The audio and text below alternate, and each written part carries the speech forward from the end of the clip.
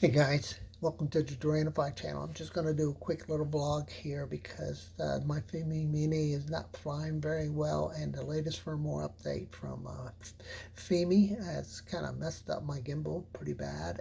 The flight controller version that I upgraded to was 1004 Echo, and the camera was 2007 Charlie. That firmware release has messed up my Fimi. When I originally got it, man, it was flying like a dream, and now the gimbal is like all wonky, man. It's like sideways and backwards. So anyway, this is the video that shows you how to calibrate the gimbal, and then after that I'm gonna go ahead and go outside and do a flight test to see if it fixes it.